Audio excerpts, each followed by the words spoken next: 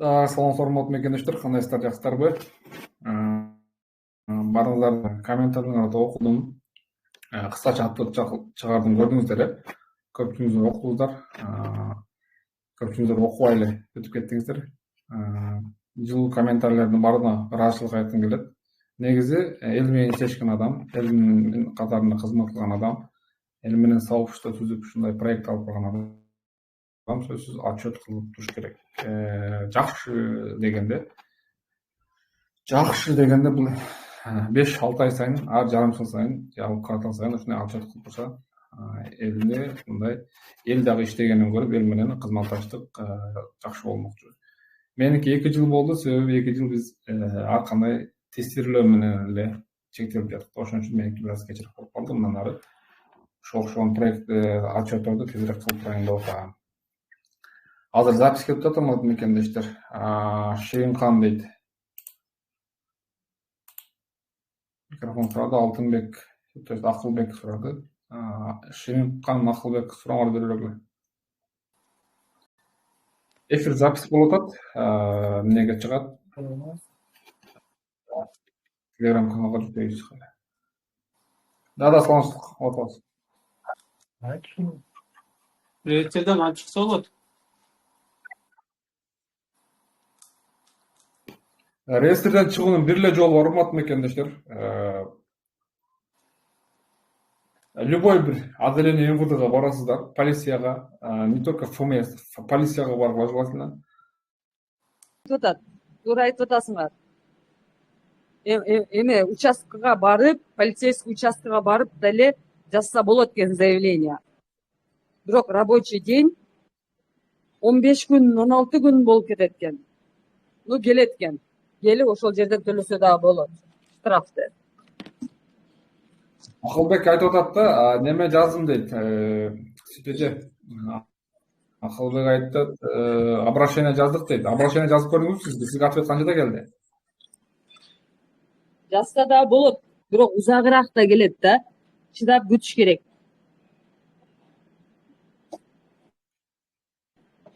Хорошо. Если андай через сайт эме кылсаңар, болбосо ошол участкага барып, өзүңөрдүн полицейский участкага барып жазсаңар да болот экен заявление. Биз өзүбүздүн ошо отдел полициябызга эле барып жаздык. Бирок 15-16 күн дегенде келди. Төлөгүлө деген кагазы. Ооба, барганда эмне деп айттыңыз? Айтсаңыз. Барганда просроченный иммиграционную мы хотим заплатить штраф за просроченную иммиграционку дедик. Хотим заплатить штраф дедик. Дайте нам заявление деп.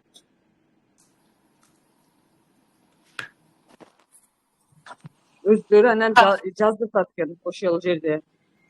Мынаны толтурам жазды. Ошол жерге барып эле ошо за просрочку иммиграционную хотим платить штрафса толтуртат экен. Бирок көбүрөөк күтүп калат экенсиңер да. Может 15 күн, биздики ошо 15 күн, 16 күн дегенде келди. Может кээ бир жерлерде тезирээк келет.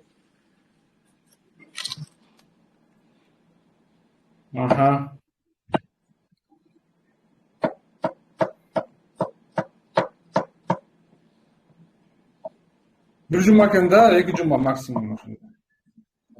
Да, максимум 2 жума плюс-минус, да, рабочий день. 2 жума күтүш керек экен. Ооба. Плюс-минус, может башка жерде тезирээк келет. Мен ояндым, пешене болуп.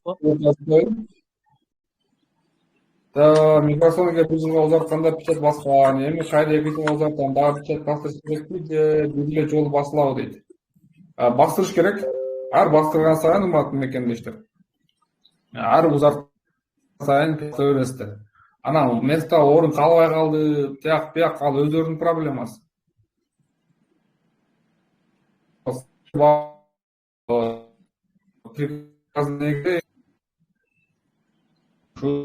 Айтып, ушуну кылышыбыз керек. Талап кылышыбыз керек, урматтуу мекендештер. Ошол да эмне деп жазды? Онлайн заявление жазып реестрден чыккандар барбы? Болсо жазып чыккандар жазыш керек, канча күнгө чыктыңар деп. Так, онлайн заявлениени сүйтөчү, сизде опыт барбы жокпу? Кимде опыт бар бул боюнча? Давайте бөлүшкүлө. Просто мен жазбагам. Мен ал мен кантип жазып чыккан эмесмин, бирок башында мекенештерге жазган жардам бергем. Но сначала арабыздагылардын опыттарын угайын деп турам да, кимде кандай бул боюнча тажрыйбабыз бар. Ким сүйлөй алат ушул боюнча? Куба, кандайсың? Денсаулыктарың жакшыбы? Жакшы, сонунда сиз өзүңүз. Мен ушу реестр боюнча өзүм чыкканымды Жакшы, айтып рахмат. Айтып бериңиз. Мен дагы реестрге түшүп калдым да. Анан мен кирди чыкты кылганым үчүн түшүп калдым. Мага причинасын ошентип айтты. Мен мартта келип, анан 3 айлык регистрацияга койдуруп, 9 айлык продлениям 2 жолу отказ келди да. Анан кирди чыкты жасагыла дегенден кирди чыкты жасап келдим эле. Кирди чыкты кылып жасагандан кийин 3 ай регистрация кылып, 3 ай регистрациянын 1 айы жакшы жүрөм дагы, 2-нчи айында түшүп калам, июлдун 5-inde. Анан 10-unda заявление жазганы барам мен, участковый отделенияга барып, дежурныйда олтурган кыз эмнеге келдиң дегенде айтам, реестрге түшүп калдым десем, мен колума заявление менен объяснение берди, ушуну толтур депчи. Анан мен толтурдум аны, толтуруп берсем, менин колума талон берди. Заявление принято деген талон берет экен. Анан ошо талонду алып, хозяинге чалып, МВДга запись болуп койчу деп сурандым. Хозяин МВДга запись болуп койду. Мен как раз ошол күндөрү кылып калды эле, понедельникке запись болгон экен, понедельникке записи менен барып, бир күндүн ичинде чыгартып келдим реестрденчи. Бүт документти ксерокопиядан чыгартышыңар керек экен, полисту сурады. Полисиңер жок болсо ДМСти сурайт экен, штрафың барбы жокпу деп госуслугадан текшер деди. Текшердим, аны дагы чыгартып кел деди, аны дагы чыгарттым, прикреплять этти ошол документтерге полный. Документти өтө тщательно текшерет экен, базада барбы жокпу, полный текшерет экен документиңичи. Анан ошол сразу карап туруп эле ошо кирди чыкты жасаган экенсиң деп причинасын айтты, штраф салбады, эч нерсе кылбады, колума справка берди, отсутствует в реестре деп. 2-3 сааттын ичинде эле сразу чыгып кеттим. Эч кимге акча бергеним жок, эч нерсе кылганым жок, бесплатно. Бат эле бүттү, билбейм анан. Мен башыман Все, түшүндүм. Сиздики эмне болгонун түшүндүм. Асмеде сиздики проблема. Мен ойлойм, жанагы трудовой договоруңуз базада болбогондо, или ал боюнча налог төлөнбөй турган, даже ГПХ болсо дагычы. Мен успеть этпедим, Ошонун негизинде сиз договор кылганычы. Мен ошого түшүп калдым. Ооба. Мен успеть этпедим да, потому что кылбай эле чыгып кеттиңиз окшойт. Ошого ошондой ситуация сиздики жеңил болуптур нарушенияңыз. Ошон үчүн сизди ошол сотрудниктер штраф кылбоону чечим кабыл кылган да, өздөрү элечи. Эми бул незначительный ошибка да. Себеби сиз кирди чыкты кылганы по закону имеете право. Өзүчө. Имеете право, булар сизди там кирди чыкты кылба деп полностью запрет кое алышпайт эч. Жок, мага айтты да, силер кирди чыкты менен эмени не решаете деди да. Зачем так делаете деди да. Анан болбосо ошо жердеги сотрудницалар өздөрү айткан магачы, ошо отказ келгенде заезд выезд сделайте депчи. Анан заезд выезд кылып келгенде кайра өздөрү ошентип айтып атпайбы? Ушун менен проблемаларды чечпейсиңер, заезд выезд менен кайра түшө бересиңер деди да. А как нужно решать десем, штраф деди. А штраф же нельзя нам получать деп. 2 жолу штраф алсаң депортация го автоматически, правильно же? Анан кайра болсо бизге ошентип штраф төлөгүлө и все решается деп койду. Странно деп келе бердим анан. Сизге бирок штраф кылбады, Жок, штраф салбады, штраф салабы дедим, штраф салбады да. Анан онлайн деп атат, мына онлайн обращениялар өтө кеч каралат деп атат. Өтө кеч каралат экен онлайн обращениячи. Лучше документиңер таза болсо, МВДга заявлениеңарды жазып, талонуңарды алып, ошо талон менен барсаңар, силердин заявленияңарды, объяснениеңарды издеп табып, карап берет экен ошол жерде. Бат эле бүтө турган эле жумуш экен. Ошондо сиз отделение полицияга эле бардыңыз, МФЦнын ичиндеги МВДга бардым. Мои документтин ичинде МВД. Эфис'in içindeki Adile. Ошол сиздин райондо бул, сиз жанагы электорат сайлап элеңиз. Ар бир жашаган адам өзүнүн районуна барыш керек экен. Башка районго барса каралбайт экен го. Ошо өзүң жашаган жери менен эле каралдым, ооба. Мен указ окуп чыктым да, жол указда жазылышы боюнча любое отделение по месту проживания деп атат, фактически проживание или по месту регистрации жазылып турат да. Сиздер по месту проживания деле барса болот экен негизи. Мен жашайм ушул жерде по факту деп элечи. Но это кыйыныраак болуп калат. ФМСте буну карашы мүмкүн, сурашы мүмкүн. А отделение полиции буну билбейт да, түшүнбөйт да буларчы. Ошон үчүн отделение полиции буну разбираться этип отурбайт, жөн эле отделение полицияга бара берсеңер болот экен өзүнчө.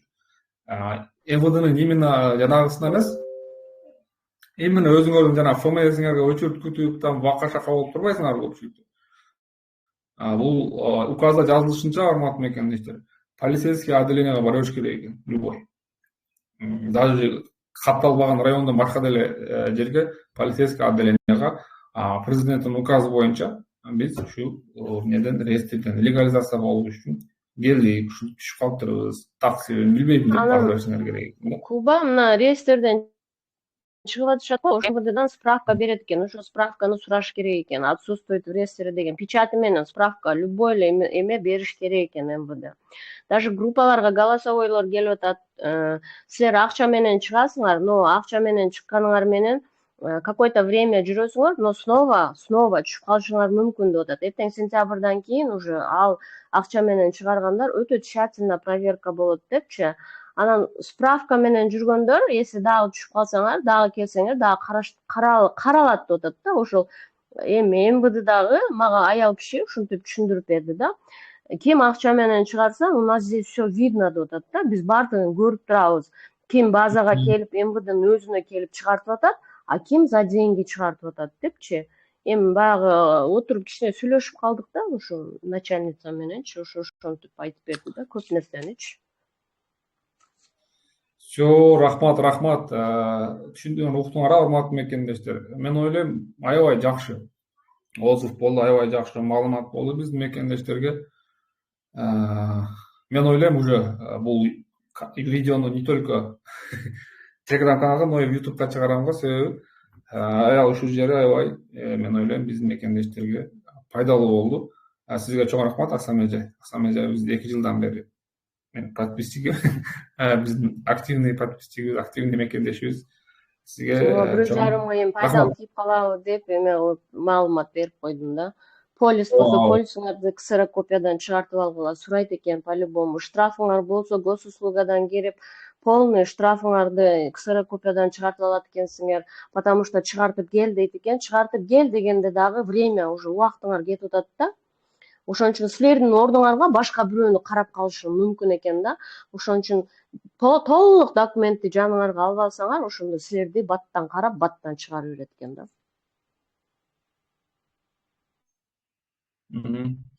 Все отлично. Так, эми сөздү кимге? Азиз биринчи микрофон сурады. Акылбек, сурооңуз чечилди да сиздин? Акылбек, жооп коюңуз. Акылбек унчукпай атат го. Макул. Азиз, айтып бериңиз. Кандайсыз? Жакшы, рахмат. Кулатбекке айтып атпайсызбы, бул азыр эмеден жанагы отделение участкаларга деле барса болот депчи. Бирок мен именно ошо участканын маңдайында жашайм да. Полицейский участкачы. Полицейский отделение. Районунда. А жерге барсаң жана охранасы киргизбейт экен да. Какому вопросу дейт да, ушундай реестрден аркыркы заявление жазган келип десең, бар тиги мои документ ичинде МВД бар, ошо решать этет деп жиберип атат да. Могу менин районума келип атышат да балдарчы. По указу президента деп айттыңарбы? Жок, мен эшиктин алдында турганда өтүп баратып сурап калаттым да, биякта эмнеге турасыңар депчи, эмне вопрос боюнча депчи, десем ушундай дешет. Анан киргизбей атат деп коюп атат да. Ладно, ана хорошо бунусу. Мен да бир вопрос берейин аткам, жанагы лимит боюнча Маалыматыңыз барбы? Кандай лимит? Баягында суроо бердим эле эмеден. Ушул боюнчачы. Эсимде жок. Эмне лимит боюнча? Жанагы лимит коюлуп атат го.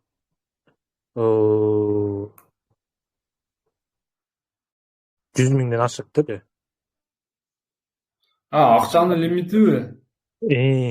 Ооба 150 миң деп өзү коюшкан го Сбербанк бизге. 150 Ошол миң депчи. Анан 150 миңдичи, мисалы биз башка бирөөгө перевод кылгандабы, же бизге перевод кылганда эсептейби, же биз Кыргызстанга перевод кылганда эсептейби, ушуну биз перевод кылганбыз. биз перевод Сиздин кылганда. картаңыздан перевод. Ооба, сиздин картаңыздан перевод. Сизге лимит коюп атат да переводкочу. Башкаларга Ладно, мунусун сизге дагы. касается. Анан баягы мен реестрге экинчи жолу түшүп кайра чыктым өзүм. Биринчисинде түшкөндө мен официальный жумушум бар, иштеймин, трудовой договорум полный бар, жакшы. Баягы апрелде түшкөндө мен да баягы эл дүрбүйт болсо эшек кошо дүрбүйт болуп мен да границага переискать этип келе калгам да. Анан келгенден кийин чыгып кеттим. Анан экинчи жолу рейс түшүп калдым мен кайрачы. Өткөндө июнда. Түшүп калып МВДга барып, запись менен барып, кирип менден эч причина таппай коюшту. Документтердин баарын карап таппай коюшту. Эч кандай причина таппай койду. Мен айттым, границага да переискать этип келгем десем, ал переискать этип келген границаң деле сеники законный экен деди. Анткени сенин ага чейинки трудовой договоруң бар экен деди. Сенин трудовой договор официальный болсо, койуп 1 жылда 100 жолу кирип чык дейт. Анан таппай коюшту, эч нерсе таппай коюшту. Анан бар кете бер деди, документтердин баарын копия кылып заявление жазып таштадым. Түндө саат 11-лерде караганда реестрде бар болушум, эртең менен турсам, уже карталарым бар иштеп, реестрден чыгып калыптыр. Анан эртеси кайра бардым ошогачы. Кайра бардым. Жанагы азыр эже айтып кетпедимби, АСМ эже жанагы эмесин, справкасын бирдекесин алып алыш керек экен депчи. Ошондойду мен да сурайын деп, балсымада ошондой кагаз берген да. Анан ошондой алып алайын деп барсам, анын кереги жок деп койдум агачы. Андай кереги жок, анан сен причина эмең деле жок экен деди, нарушениең деле жок экен деди. Хорошо деп алып кете бердим. Ошо менен эми дагы бир суроо, могул акчага чыкканда. Азыр бул сентябрдын 10-на чейин дагы бир массовый волна болот. Бул 100% бирдеке обязательно жакындап калганда дагы бир масса кое берет. Акчага түшкөндөр, акчага чыгаргандар кандай чыгат билбеймин. Акчага чыгаргандар 10 сентябрга жакындап калганда алардын дайноту менен жок болуп кетет. Баягы группадан да бирөөлөр менен ызылдаша кеттим, ошол чыгарып берип аткандар алар менен. Ошон үчүн айтат элем, мен дагы өзүмдүн башыман өткөн реестрден чыккан үчүнчү, баягы өзүңөрдүн күчүңөр менен аракет кылгыла депчи. Оңой акчага мен жумуштан кийин чыгып эле бараттым эмегечи. МВДны уже жаттап калдым, аяктагы баары сотрудниктин баары сен келдиңби деп уже Зачем айтты? Эме болуп калышты, таанып калышты менчи. Анан ошон үчүн айтат элем, ояктагы биздин өзүнүн эле жарандаргачы, өзүңөрдүн күчүңөр менен чыккыла депчи. Мен могу жаман кайгырганым азыр жана акчага чыгып кеткендердин тагдыры 10 сентябрда эмне болот деген ошол менде вопросту аябайчы. Булар эгер кайра кире турган болсо, уже чыгуу мүмкүнчүлүгү жок. Закондуу чыгуу мүмкүнчүлүгү жок. Буларды ошол отделение полициянын начальниги карайт дагы тагдырын чечет. Айтат, силер жеңилирээк болсо, АСМге окшоп, инсап туралактарга туура келип калса, 5 штраф эле эмне кылып чыгарып коет. Анан кийин өтө чоң нарушение кылып, депортация болуп чыкпай жүрүп, сахаровдон өтпөй жүргөндөргө, конечно, оор болот. Режим высылки деген иштеп баштайт да, как положено иштеп баштайт алчы. Анан уже оор болот. Эми акчага чыгарып аткандары деле менин угушумча, миш-миштерин угуп атам, мен да так маалымат юридический эмес бул. Алар ошол бир жерге регистрацияга коюшат, бир жерге ГПХ жасай коюшат, трудовой договор жасай коюшат экен дагы. Ошол трудовой договордун негизинде бул легально деп туруп, ошону основа кылып туруп, жанагы тааныш билишпи отделениядагылар менен сүйлөшүп, булар ошону чыгарып атышыптыр деп укканмын да. Негизи эгер ошол шак менен чыгарган болсо, бул туура эле, бул закондуу эле болот. И только АСМда айткан справканы алып алыш керек буларчы ошол жерден. Чыктым дегенчи, чыкты деген справканы сөзсүз алып алыш керек. Ошо акчага кылгандар делечи. Акчага кылып аткандар деле ошо акча берип атканда ошо юристиңерден айткыла. требовать этиш керек, Справкасы менен справкасы менен кошо берсең акчаңды берем деш керек да. Ал жок болсо анда кой. Ал чыгарсаң деле кайра кирип калат экен справка. Анан ошо Асемет айткандай жанагы справканы алып алышкан болсо булар кийин кайра ошибка система болуп же или булар атайынлап өздөрү дагы бир кыргыздарды кичине кыйнап коелу деп жанагысын баштай турган болсо, анда булар справкасын көрсөтүп эле ошол жака справкасын көрсөтүп эле ошол менен негизинде булар чыгып алышат да.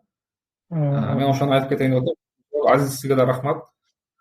Сизге да рахмат. Кийинкилер Акылбек суроосу бүттү окшойт, жок алды окшойт. Өзүңүз эле барыңыз Акылбек. Эң бара турган деле кайер, урматтуу мекендештер, бара турган эле биринчи очередь ФМС мурда. Мен сурашым болобу? Ооба, азыр бир секунда бериңиз. ОВМ МВД андан кийин болбой калса, МФЦ только с отделом немеси бар. Отделы бары бар МФЦ, отделы жоктору бар. Ошонун отделы барын издеп, ошол жерге барасыздар өзүңүз районуна. Ар бир районда 2ден МФЦ бар, 3төн. Ошолордун бирөөсүндө сөзсүз МВДнын отделы болот. Бирөөсүндө жок болсо, бирөөсүндө бар, жок болсо, жок экен деп бирөөсүн башкасына барып издеңиздер. Тынбаңыздар ошо болушунча 10 сентябрга чейин күчтүн болушуна ошока жумшап, отпуск алып жумуштан бир жумага там за свой счет отпуск ала коюп болсо дагы ушул иштерди тынып бүтүп алыңыздар. Анан бул мени гурубит этти, бул жерге барсам мындай деди, мындай деди деп жанагы чоң эркелегендей кылбастан мен баарыңыздарга айтат элем, катуу туруңуздар. Мүмкүн болушунча ошол реестрден чыгып справкасын алып алыңыздар. Все, эми Замира сурооңузду бериңиз. Саламатсызбы? Мен Москвада ушул жерден жаңы паспорт алгам да, кыргыз эме загранпаспортчу. Анан регистрациямды ошо паспортко жасатып, ошол паспорт менен Сахаровадан өтүп келгем, повторный. Анан жанагы печать басыш керек дегенден, өзүбүз квартирага коюлган да регистрациясы, печать койдурган МВДга барсам, мындай жок, каяктагын айтасың деп, бул, по-моему, Подмосковьяда, Москвада мындай жок деп коюп бербей койду да. Уже 2 жолу бардым даже. 2 жолу башка адамга туура келип каламбы, алмашып иштешет да, анан ошентип барсам коюп бербей койду. Кайерге бардыңыз? Мен район Царицына, МВД, МФЦнын ичиндеги дайым кылдырып регистрация кылып жүргөн жериме. Мындай деңиз, эми дагы бир жолу барасыз дагы, мен каналда турат да, скриншот кылып алыңыз. Атайын эмнени чыгарып койгон, ошо приказынчы 2021-жылкы МВДнын өзүнүн приказы бар да. Ошо МВДнын приказынын негизинде 2021-жылкы биз печать койдурушубуз керек экен. Возможно, вы не знали об этом, вы не слышали. Вот об этом жолдордо бизде сотрудники ППС и полиции требует деп эле айтыңыз ушуну. Ошентип Требует требует десем, прямой эмеге чал дейт. Горячий линияга чал дейт. Анан бирок анда деле макул, бирок мен эртең 1-августта Кыргызстанга кетейин дедим эле. Эмем аркасында, миграционный аркасында печати жок. Ошо кете берсем болобу? Койдурган жакшы, эми коюп бербей койсо сиздики эми айла жок, чыгып кете бересиз. Келгенде жакшылап. Эми нарушение только Бул нарушенияга киреби? келгениңизде мындай деп нарушенияга кирет, бирок бул эми депортация бул үчүн кылбаш керек деп ойлойм. Бул эми ичинде эле административный штраф менен эле өзү чечиле турган маселе да. Анда да бир барып көрүшүм керек экен да, андан көрө. Эми барганыңыздан кийин эми жөн эле куру кол Анан дагы жа реестр боюнча приказды чыгарып ооба, ошондой кылам. Реестр боюнча жолдошум Кыргызстанга кеткен эле да, апрелде реестрге түшүп калыпчы. Анан кайра келип сентябрга чейин жылыптыр, чыгарайлы деп атсак, өзү эле чыгып кетиптир реестрден. Кыргызстанда жүрөт, бирок карталар иштеп, реестрден текшерсек жок чыгып атат да. Ушундай да болушу мүмкүнбү? Жок чыгып атат. Көп жолу текшерип көрдүк.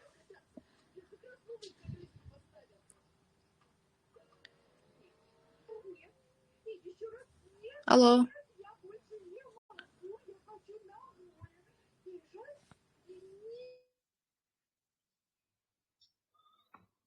Алло, угулат абы? айта бериңиз. Чыгып кетти күйөөңүз жолдош. Анан Реестрге түшүп калган эле апрелде. Анан Кыргызстанга кетип, Анан кайра келип реестрден чыгарабыз деп атканбыз, бирок Кыргызстандан келе элек реестрден чыгып калыптыр өзү эле. Карталар иштеп калыптыр, текшерсек реестрде жок деп чыгып атат да.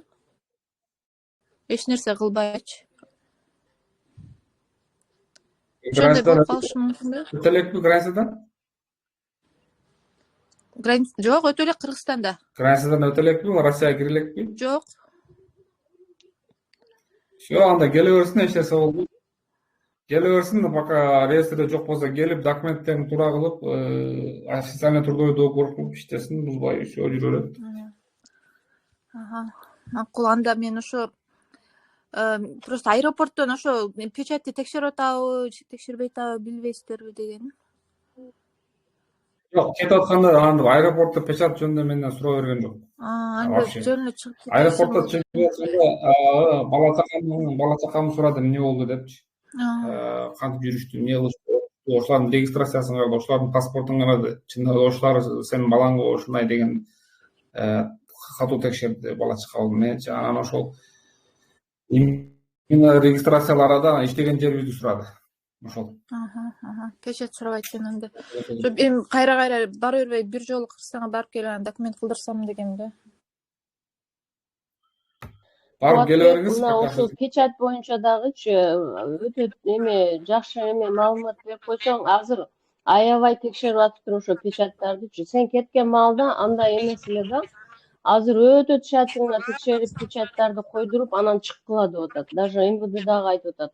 Силер печатты койбой чыгып кете бересиңер, но келгенде уже проблема болот өзүңөргө деп атат. Если эме болсо, убактыңар болсо, печат койдуруп кое бергиле, анын эч эмеси жок. А ошо печат менен силердин эмеңер эртең ал өзүңөргө жакшы да, потому что законду силер бузбайсыңар да. Россиянын законун, бир законун буздуңар, болду, өзүңөргө минус уже, минус кетет. Койбой атышты, жакшы элечи.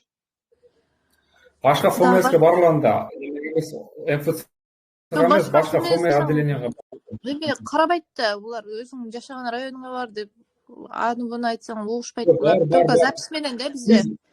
Запись менен. Биз МФЦга бардыңыз, ОВМ, МВД деген кайра башка ФОМС бар. МФЦ башка, ФОМС башка го. ФОМСке баргыла. Ал МФЦсиз барган жер. Ал эме запись жок, принимать этереби же запись менен баш керекпи? Ал жака да запись болосуз. Өзүң болсоң боло береби же хозяин болуш керекпи? Өзүңүз болсоңуз деле боло берет. ОВМге, макул, рахмат. Так, кезекте Райхан, андан кийин Мунар, анан Алип берет. Райхан, сурооңуз барбы же? Бар, саламатсыңарбы? Эми мен суроом бар эле, мен сиңдим келгениге Кыргызстандан 10 күн болду. Азыр регистрация эмеси отказ болуп калыптыр. Ошого регистрация жасаган адам айтып атыптыр, Сахарага барып келсең, анан жасайбыз деп. Мен без регистрация жасабаса керек десем, жок, азыр жасап калган деп ошондой спор болуп атат. Бир группага жазсам, бири болот, бири болбойт деп, короче, ушундай. Ошол жөнүндө маалыматыңар барбы? Мен айтам, азыр дагы Асам эже же башкалар кошумчаласын, билгендер. Силерге микрофон. Эми мен укпай калдым дагы, башынан айтасызбы? Регистрация отказ келип атыптыр, только Сахарова барып кел деп требование коюп атыптыр. Балачы регистрация жасаган. Эмеси. Сахарова өткөн эмессизби? Сахарова өткөн эмессиңер? Первичный эми келди. 4 жыл 5 жыл мурда кеткен, ошо бойдон эми келди. СНИЛС эненендери бар. СНИЛСти жөн эле без регистрация эми алмаштырып берди, паспорт алмашкан экен. НННге регистрация болгондон кийин кел дептир. Анан ошо отказ келгенден ошо документ жасаган, регистрация жасаган айтыптыр. Сахарадан өтүп келсеңер без проблема эле жасап беребиз. Азыр ошондой закон чыгып калган деп ошентип атыптыр да. Ошону так билели, анан барайлы Сахарага деп атканбыз. Сахаровадан өтүп келгиле десе, значит ошо билген эме айтып атат да, значит Сахаровадан өтүп келишиңер керек же. Мен МВДга каттай берип ушу көп нерсени билип калдым. Элдин баары ошо жерде жүрөт, сүйлөшүп, аны менен сүйлөшүп, маалымат алып алдым өзүмө керектүүчү. Кулатбек эфир ачса бир бөлүшөйүн деп. Сахарова биз деле барып келип жүрөбүз жылыначы, эми регистрация сурайт эле да, азыр без регистрация болбойт десе, мен билем го деп, короче, тартышып атабыз. жана жасаган адам барго, айтыңыз заявка таштайт го. Заявка таштаганда неме болот? Жанагы скриншот ошо таштады деген неме болот? Форма болот да. Ошону скриншот кылсын дагы, ошону чыгарып силерге жөнөтүп берсин, силер чыгарып алыңар кагазга. Анан ошону көтөрүп алсын.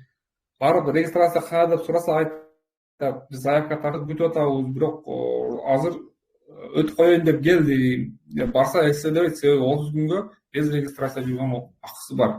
Ал жерде либо крайний случай бар, регистрацияны бүтүрүп кел деп айтат, это крайний случай. А в лучшем случае давай өткөрүп коелу деп өткөзүп кое берет, только адрес жазып коюш керек болот, бир адрести. Ошол адресте жана скриншот болот да, баягы кишинин адреси. Фактически жашап аткан жериңдин адресин айтып койсоң боло берет, устно деп айтыптыр. Ооба, антсе да боло берет. Бир адрес жазыш керек да, ошон үчүн сурайт алар регистрациянычы. Жанагы оператор без адрес жазбай өткөзө албайт ар жаккачы. Ошо скриншотту көргөзүп кое турган болсо, операторго да жеңил болот. Ал оператор сен регистрацияңды жашайсыңбы, ал фиктивныйбы, базада барбы жокпу, аны деле карабайт экен бар негизичи. Эми карагандар карайт, чукупчу, общий немесин базада. Анан баягы шашып өчүрүп болуп атканда адрести жазып туруп эле өткөзүп жанагы жактан алып атышат да. Ошол мага келген маалыматтар боюнча, көпчүлүктөн алган маалыматтар боюнча менин кеңешим ушул. Бара берсеңер болот, 30 күнгө без регистрация жүргөн нарушение эмес. Это в худшем случае болот, а в лучшем случае өтүп аласыңар. Да, Мунара бергиле, анан Малик. Алло, саламатсызбы? Да, салам. Саламатсызбы? Мен суроом мындайча эле, эме миграционныйлардын артына баягы эле печать. Ушул проблеманы такыр эмете албай койдук. МВДга барсак, хозяйкаңар менен келе дейт, хозяйкаларыбыз болсо бошобойт. Ушунун биздин посольстводун дагы бир жеринен миграционный бир служба бирдеке деген жерден дагы коюп берет, ошол жерге баргыла деп бизди жиберди эле өкүлдөр. Барсак, коштулар. Эртең өзүңөрдүн районный ошо Бутоводо жашайм мен. Күтүп туруңуздар, бизден бир өкүл барып, без очередь эле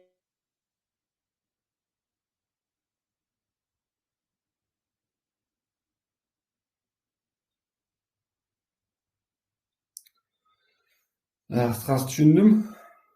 Алло.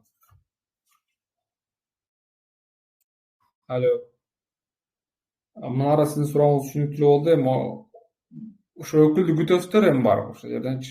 Башка сөз кошо албайм мен. Эми алар ошондой требование кое алышат. Сотрудники ФМСтики требование койгон акысы бар. Негизи незаконно өзүчө сизге коюп бере койсо деле болот. Алар ошол продление кылганда хозяин менен барыш керек. Эгер ошондой хозяиным деген немеде, на Донуда да. Мен 10 жылдан бери жашайм бу жакта. Анан келбейт да, мен акчаны деле которуп коем, регистрацияны болсо эме через госуслуг эле тапшырып коет да, 10 жылдан бери жашайм бул үйдө. Анан эми ушундай закон чыкты, керек экенсиң сен десем, мен никак бара албайм дейт да. Анан өзү суроо эме чечилбейби? Посольстводан эгер ошондой кылган болсо, это отлично, эң жакшы. Ооба чечилет. Ал жерге бирөө барып туруп, силердин укугуңарды коргогон бирөө барып мындай сүйлөш керек да, ошондо тигилер кыймылдайт да, анан коюп беришет да. Өзү жөн эле коюп берип койсо болот. Мынчы. Ошодо мен барсам ошентип айтты да. Анан могу менин алдымда бир эже кайрылды го, эме регистрациям жок, Сахаровага барсам дегенчи. Ушул да менин башыман өттү. Ошол жөнүндө да айта кетейин, эми билип эметсиңерчи. Бардык, бизди да ошентип регистрацияга тапшырсак, без эме отпечаток пальца, Сахарованын карталары жок, кылбайбыз деп отказ кылышты. Анан Сахаровага бардык. Бизди албайт да без регистрация десек, баргыла, барып, бизге комментарийди окуттула, комментарийди сактап алгыла да окуттула деди. без эме регистрацияны без карта жасабайбыз депчи отказ келди деп. Аны ошентип айтып Сахарага барып өтүп картабызды алып келдик да. Ошентип өтсө болот экен. Ана вообще-то 7 күн эме Россия территориясына киргенден кийин без регистрация 7 күн действует деп айтты. И за 7 дней можете приходить, сдать анализы, вот это отпечатка эмелерди сиңер бола берет деди без регистрация. Ошентип өтүп келдик да. Азыр менден мурунку эже сурап кетти го. Барсак болобу деп. Ал эже азыр чиктеп окшойт, бирок запистен көрөт, запистен угат, YouTube'дан көрөт. Мына эже мындайда 7 күндө бул жанагы тажиктерге, өзбектерге да бизге 30 күнгө чейин өзү. Алар адаштырышат, эме төрлө түшүнүп аталарчы. Хорошо. Рахмат. Сизде башка суроо жок, бүтөсүн ошо. Баштар айлана берет го. Макул, рахмат. Бизде жок. Сизге да рахмат. Суроо жок, рахмат сиздерге да. Ийгилик ишиңиздерге. Малик сурооңузду бере бериңиз. Андан кийин суроолор болсо кеч жарык. Жок. Рахмат. Отбегинем кандайсың? Кыргызстанга келип жакшы эсеп атасыңбы? Мен деген Айдугу. Мен да Кыргызстанда болчумун да, ошол иштеп баштадым. Эмне болду? Кантип барабыз? Ошо боюнча маалымат алайын деген. Руайди боюнча өткөндө бир видео чыгарсам аябай көп негатив комментарийлер жазылып атат. Эмнеден десем, диаспора менен элчиликтен же башка жактан нелер маалыматтар тараптыр. 5 мүнөт убакыт бериле болот бекен, 5 мүнөт азыр кайра чыгам. Мен келдим, Али аке, жазасызбы? Жаздым. Вот.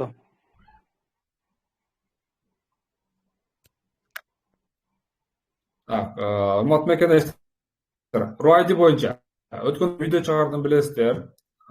Видео чыгарып, мен ал Руайди чыкчакты канча 6 ай мурун эле укканмын Руайдинчи. Ошондон бери мен аны кандай десем, баягы пошаговый кабыл алганыңызды жакшы билем. Ошону утурлай, жана анын чыгыш күнүнлай анан видео чыгаргам. Анын бардык эрежелерин мен карап чыгып окуп чыктым, кийин өздөрү чыгаргандан кийин аны да окуп чыктым эрежелерин. Негизинде видео чыгарып айттым, мына негатив комментарийлер аябай көп болду. Эмнеге десе, диаспора менен бир башка блогер акылуу бардыгы чыгарып атыштыр. Өтпөй койсоң боло берет деп. Өзүңөр боло берет. Незаконно бул закон кабыл алынды деп чыгарышты да. Закон кабыл алынды экен. Закон кабыл алынды. Бул единственный бул жерде боло берет деген нерсе. Боло берет эксперимент деп атат да. Эксперимент деп атат. Эксперимент дегени бул милдеттүү түрдө эмес деген да. Бирок эксперимент өзүнө эксперимент кыла берет. Эксперимент кандай өткөрүлүп орустар жакшы билет. Ал экспериментти өткөрүп атышат. Анан кийин мен эмне деймин? Өтүш керекпи, өтпөш керекпи дегендер суроо болуп атат азыр Малик акеде.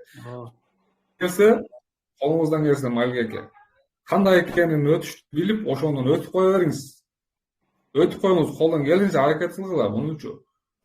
Биз 2 жыл мурун чыгарганбыз. Сахаровадан барбай койсоңор, кийин депортация болосуңар, кийин силерге проблема болот, законду бузган болуп каласыңар десек, дал ушундай болуп мага негатив жазышкан элдерчи. Дал ушундай болду. 2 жыл мурун айтканмын ошол элдерге.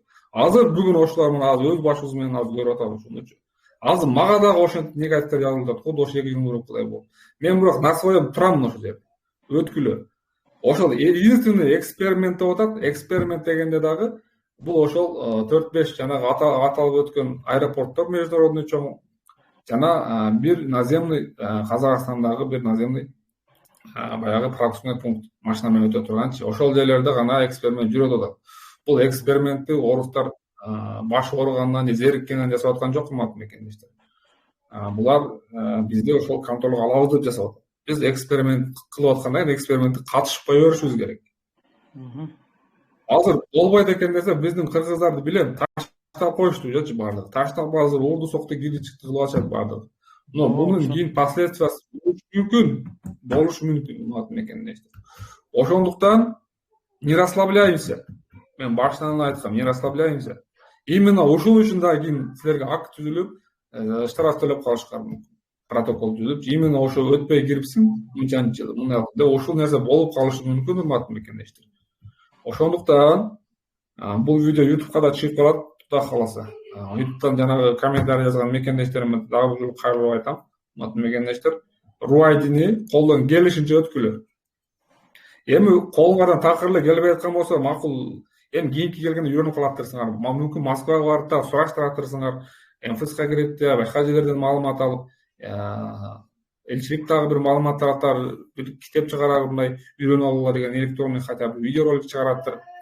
Ошонун негизинде үйрөнүп алып, кийинки кайра келгениңерде кыла бересиздер. Бирок эми колуңарды түшүнөсүңөр да, ал жерде көп нерсе деле жок да, негизи требования деле жок экен көпчү. Колдон келсе өтпөй калат, анан болбой аткан болсо жөн эле өтө бергиле. Өткөрөт. Мен өткөрбөй койбойт дебейм. Толтуруунун эрежелери мындай эмеси сенде барбы, Кубатбек? Кандай толтурабыз? Мен биринчи жолу эме тутам да ошо. Ооба, ошо кыскасы баягы приложение госуслуги көчүргөндө эле RUID деген приложениени көчүрөт экенсиз, ошол жака через госуслуги авторизация болот экенсиз. Авторизация болгондон кийин эле уже дальше ал жагы сизге мындай чыгат, жазылып элечи, новый бас дейт, сүрөткө тарт дейт, башка кыл дейт, ошондой эле экен. Мен инструкциясын мындай кандай десем, үстүктөн эле жазылган инструкциялар бар бирөккө. Мен каналга жүктөдүм, Telegram каналга. Азыр да галереяны карайын, болсо да жүктөп коем. Ошондой болсо, пожалуйста, даже личкеге болсо дагы же мына эмеңе чыгарып койсоң жакшы болот. Ошого карап толтурганыбызда бизге оңураак болмок да. Ооба, лентага чыгарабыз. Ооба. Жана жаш балдарды алып баратам да, аларга дагы ошентип толтурабыз да, өзүбүз менен чогуу кандай? Алар ким сизге жаш балдар? Жаш балдар эми баягы мага кызым, бирөөсү неберем болот да, ошолорду кантип алып кетем деген доверенность бар бирок. Именно ошол эми эне бала өткөнгө баягы балдарыңар менен өткөнгө деп эле чыгарып коюш.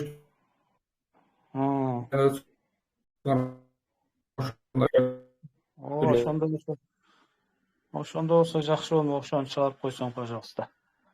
Сураныч жакшы. Бирок Малика бул жерде Малика сиз өзүңүз менен алып өтүп аткан бала өзүңүздүн балаңыздай эле болот, сиз жоопкер болосуз. Сизге доверенность берилгенден кийин.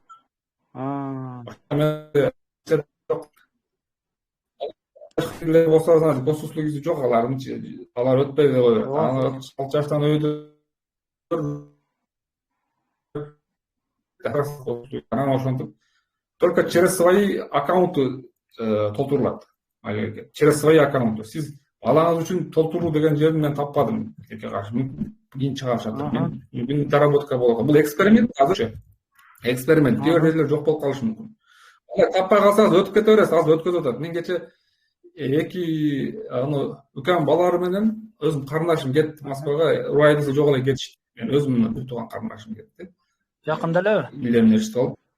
Ооба, жакында эле кетти, жөн эле өтүп кетишти. Жөн эле өтсө болот экен, бирок мен анын мурун деле айткам.